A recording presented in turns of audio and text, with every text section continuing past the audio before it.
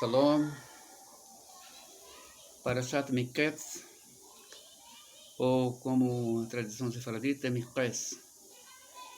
Então, nós temos aqui o caso do sonho do faraó, e nós temos a abordagem de Yosef Hassadik. É muito interessante, porque a Gemara, no Tratado Berachot, nos diz que os sonhos, eles não têm nada de significativo para a vida das pessoas.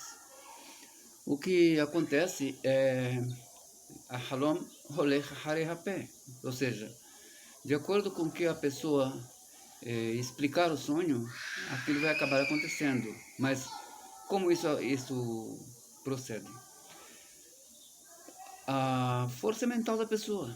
A pessoa coloca aquilo na cabeça e aquilo acaba acontecendo. É algo parecido com o que nós temos com questão de fé. Então, nesse caso aqui do faraó, nós temos aqui o sonho que praticamente podíamos dizer que foi um aviso de Deus para o que ia acontecer, mas nós podemos dizer também que o sonho foi após as palavras de Yosef. De acordo com o que Yosef falou, tudo aconteceu. Então,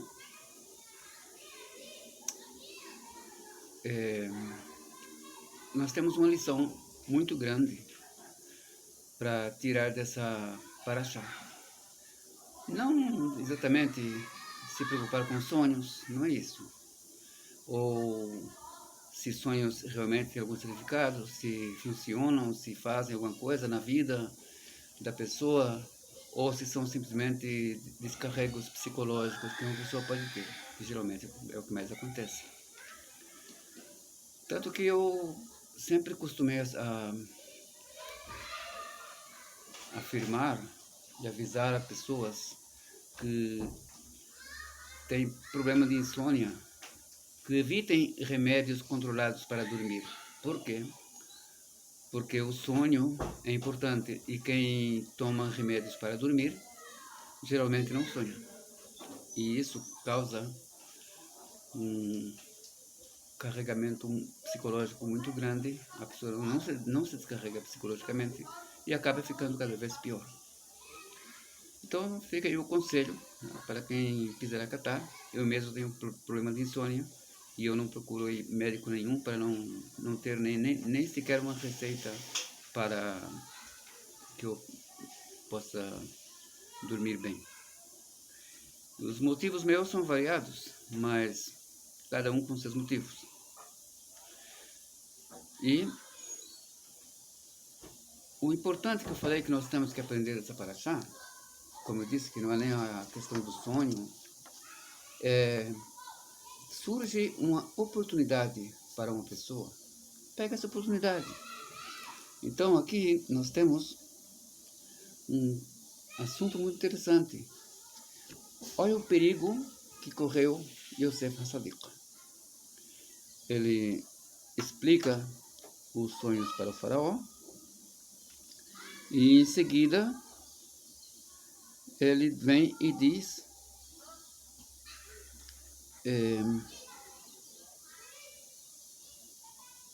Ve'ata yireh faraó ish navon v'chacham v'shitehu al eretz Mitzrayim. Agora, procure o faraó, um homem sábio, um homem inteligente, e coloque sobre a terra do Egito. Ya'aseh faraó ויפקד פקדים על הארץ וחימש את ארץ מצרים בשבע שנכנסו בה. E que o faraó coloque pekedim, coloque pessoas responsáveis sobre a terra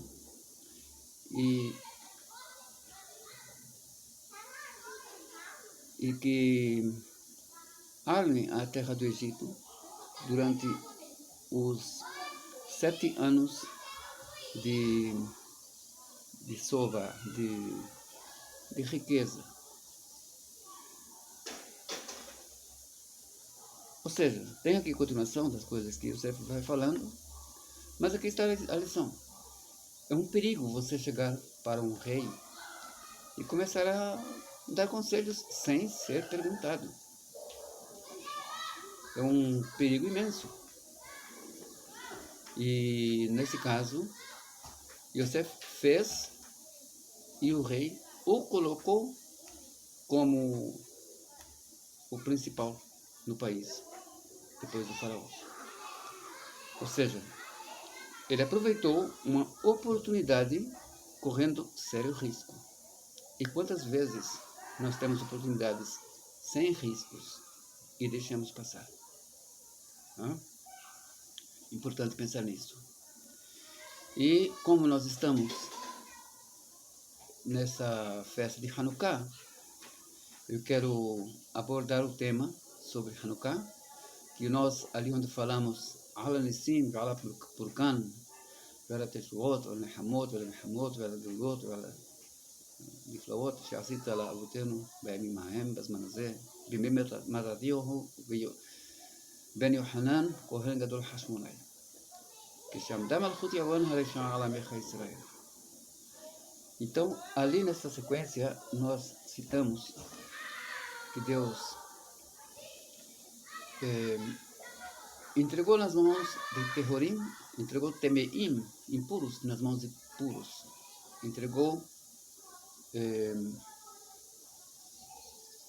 Reshaim, Giborim Biad Hashim, pessoas fortes, lutadores, guerreiros, nas mãos de pessoas fracas, pessoas simples.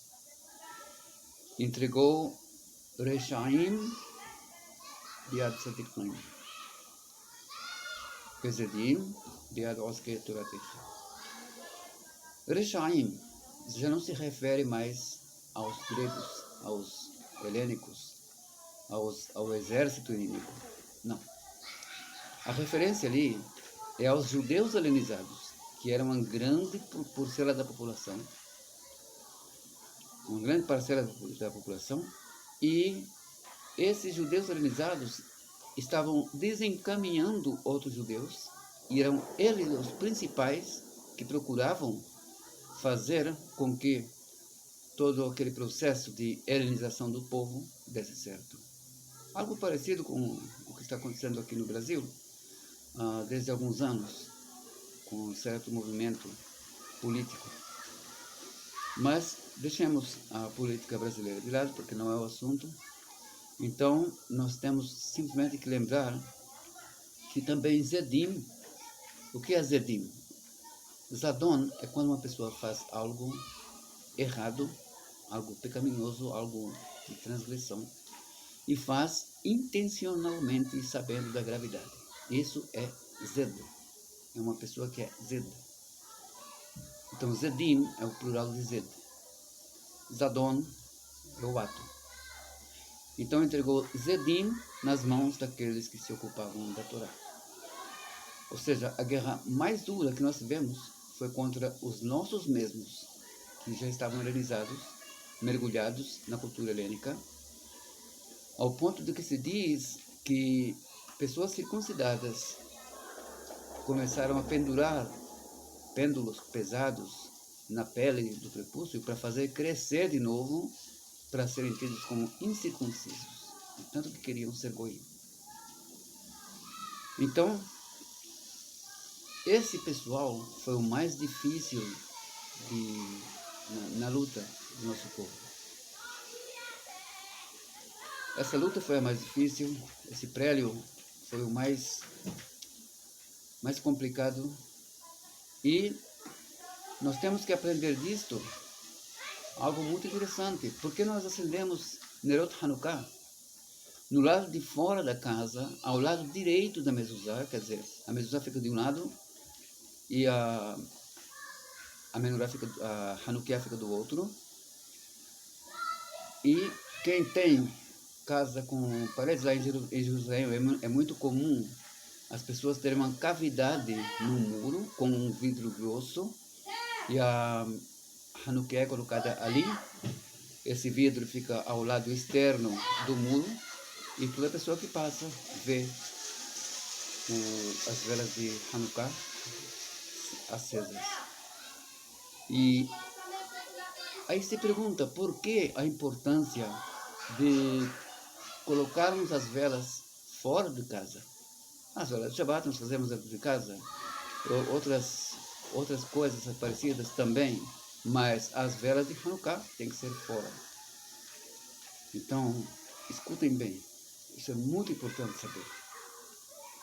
Foi um estratagema do Sanedrim para descobrir se ainda haviam pessoas que estavam seguindo os helenistas ou contrários à tradição judaica.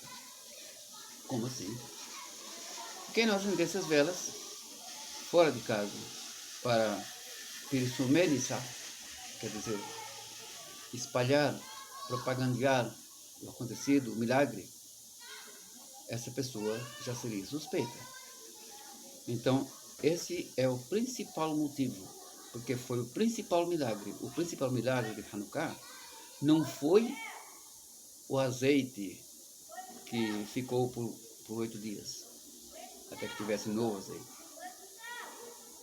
Não vou dizer que não foi um milagre, também foi, mas esse não foi o principal. O principal milagre foi nós termos conseguido vencer os helenistas que estavam no nosso meio.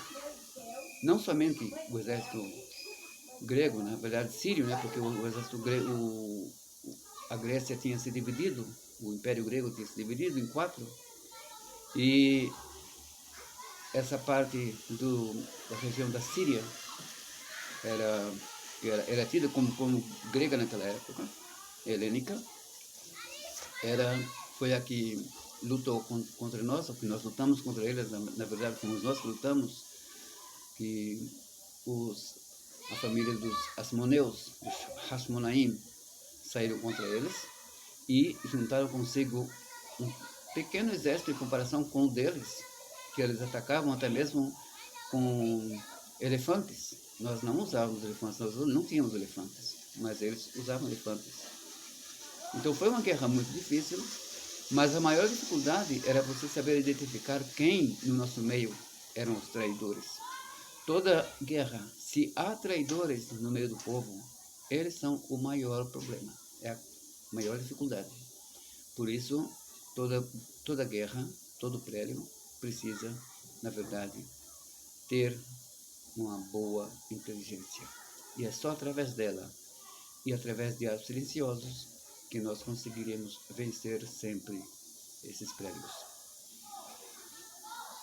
Como amanhã, hoje à noite, amanhã, já é Rosh Chodesh, então já desde antemão eu desejo que todos tenham um bom mês e que Deus nos livre de ocorrências pesadas que porventura podem advir sobre o Brasil nesses próximos dias, que a situação está muito preocupante, como todos sabemos, e que Deus proteja os judeus aqui no país, principalmente os judeus, porque já no passado houve ameaças, inclusive, de tomarem os bens dos judeus, como já fizeram em países ditatoriais por aí afora.